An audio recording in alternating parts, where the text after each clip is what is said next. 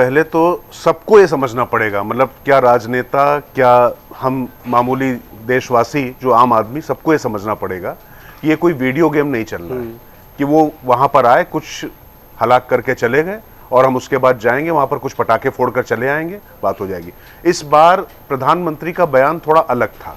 हर बार वो कहते थे कि जो आतंकवादी हैं, उनके आका हैं, उनको हम सबक सिखाएंगे, उनको इसकी कीमत चुकानी पड़ेगी। इस बार जो शब्द था वो ये था कि उनको मिट्टी में मिलाने का वक्त आ चुका है, दफन करने का वक्त आ चुका है। अच्छा, सवाल ये है कि आपको जनता का एंटरटेनमेंट तो करना नहीं है। माफ कीजिएगा, थोड़ा कटु शब्द है जो तमाम लोग ये सवाल उठा रहे हैं ना, ये मामला देश का है। और युद्ध अच्छा वो होता है कि जिसमें बिना लड़े ही जिसको जीता जा सके और या अपनी कैजुअलिटी बिल्कुल ना हो। अभी तक जो दोनों अपने हमले हुए हैं इसमें हमने ये करके दिखाया, जब बार बार हो। लेकिन होता क्या है, कुछ दिन की शांति रहती है, उसके बाद फिर सीमा पार से चीजें हो जाती हैं। इसके पहले दो बिंदु जरूर है जिस पर मुझे लगता है कि क्या करेंगे मोदी जी, क्या करेगी भारतीय सेना, इससे ज्यादा महत्वपूर्ण है कि जो नहीं हुआ उस पर जरूर चर्चा होनी चाहिए। क्यों? जो बात सुप्रिया सुले कह रही थी, यहां पर उसका समर्थन करना पड़ेगा कि पुणे के टूर ऑपरेटर को पता था कि वहां पर हजारों लोग जा रहे हैं, और यह कहा जाए कि वहां पर उमर अब्दुल्ला सरकार ने वहां पर जाने दिया लोगों को और लेफ्टिनेंट गवर्नर ऑफिस को नहीं पता था या वहां की इंटेलिजेंस को नहीं पता था, तो ये तो चूक हुई है। इस पर लेकिन रिस्पॉन्सिबिलिटी अभी तक फिक्स नहीं की गई, ये फिक्स करनी पड़ेगी। अच्छा, एडहॉकिज्म क्या चल रहा है कि तमाम जो पद हैं भारत सरकार के उच्च, वो सब चल रहे हैं तदर्थवाद पर, इससे कि इनको एक्सटेंशन दे दो, उनको एक्सटेंशन दे दो। तो कुल मिला के जो नीचे जो लोग बैठे हुए हैं, और मैं बता रहा हूं बहुत गंभीर विषय है ये, जो नीचे लोग बैठे हुए हैं उनको लग रहा है कि अल्टीमेटली उनके तो प्रमोशन का नंबर ही खत्म हुआ जा रहा है, सक्रियता क्या करेंगे। तो ये कहीं ना कहीं एक लेथार्जी बन रही है, इसको एड्रेस करना पड़ेगा। अब आते हैं कि क्या करना है।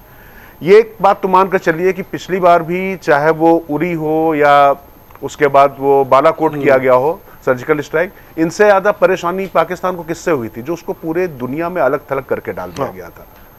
अभी क्या है कि अगर डिप्लोमेटिक स्तर पर देखेंगे तो वो चीजें हो रही। पानी रोकने वाला अपने आप में बहुत बड़ा कदम है, उस पर तमाम अभी चर्चाएं आ जाएंगी। अच्छा, पानी कैसे रोक लोगे? गर्मियों में ग्लेशियर पिघल रहे, पानी का प्रवाह बहुत ज्यादा है और ज्यादा बढ़ता चला जा रहा है। लेकिन चिनाब को लेकर कहा जा रहा था, चिनाब का भले ही 10% पानी जाता उधर, लेकिन चिनाब सूखी दिखाई पड़ रही है ना आपको, डाइवर्जन हो रहा ना। तो शुरुआत हो चुकी है इसकी, और मुझे लगता है कि अभी तक हम लोग ये सोचते चले आ रहे थे और देखते चले आ रहे थे कि पाकिस्तान के जो हुक्मरान कर रहे हैं उसकी कीमत वहां की आवाम को ना चुकानी पड़े। लेकिन आवाम को भी ये समझ में आना पड़ेगा कि वहां जो उनके आका बने बैठे हैं वो दरअसल उनके लोग नहीं है, वो आतंक को जन्म दे रहे हैं। आतंक की जो जन्नी बने बैठे हुए हैं उनको भी उन्हें बायकॉट करना पड़ेगा, और जो वहां पर चीजें हो रही हैं। अब आप ले लीजिए बलूचिस्तान ले लीजिए, इधर आप नॉर्थ वेस्ट फ्रंटियर ले लीजिए, इधर आप सिंध और पंजाब के बीच में ले लीजिए, तो देखिए खंड खंड पाकिस्तान का होना ये नियति है। बाद में उसके बाद अखंड भारत कब होता मुझे नहीं मालूम, लेकिन अपनी आंखों के सामने देख पाएंगे कि नहीं देख पाएंगे पता नहीं। लेकिन हाँ, ये मानकर चलिए ये उसने अपनी नियत लिखी और ये उसके ताबूत में आखिरी कील है। क्योंकि आसिफ मुनीर जो वहां पर बोलता है, मैं उसको सेना अध्यक्ष नहीं कहूंगा, गुंडा कहूंगा, वो कहता है कि हम कलमा पढ़कर अस्तित्व में आए, और उसके बाद कलमे का जिस तरीके का दुरुपयोग होता है और जो होता है हिंदुस्तान की सरजमी पे, हमारे मस्तक पे जो रक्त बहाया गया है, निश्चित तौर पर उसका प्रतिशोध जो है वो आवश्यक है। लेकिन प्रतिशोध तक भारत सीमित नहीं रह सकता, क्योंकि हम रक्त पिपासु समाज नहीं है। हम अपने आप को सुरक्षित रखना चाहते हैं और ये चाहते हैं कि जो मानवीय संवेदना, मानवीय मूल्य है और जैसे मानव से जोड़ने वाली जो संस्कृति है, उसके लिए इस तरीके जो कायर और नराधम है उनको उचित स्थान पर भेजना पड़ेगा, उनका सही इलाज करना पड़ेगा। अब इसके लिए सेना और हमारी एजेंसियां क्या कर रही हैं, आप भरोसा रखिए, कुछ जानकारियां हैं लेकिन कुछ गाइडलाइंस भी हैं। पर मैं आपको इतना कह सकता हूं कि वाकई पाकिस्तान के लिए बहुत विकट स्थिति, और जो लोग कह रहे हैं ना कि युद्ध से डर गए वो कर गए, युद्ध जैसी स्थितियां हो तो उसके लिए तैयारी दोनों तरफ है, लेकिन युद्ध किसी के भले में नहीं होता। और ये कायरता की भाषा नहीं है, वहां दंड देना है उनको, अपने लोगों को दंड नहीं देना, ये ध्यान रखना।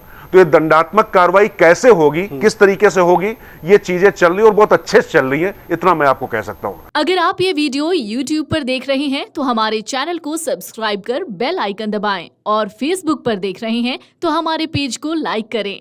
8 मिलियन प्लस सब्सक्राइबर, आपके इस भरोसे के लिए बहुत धन्यवाद।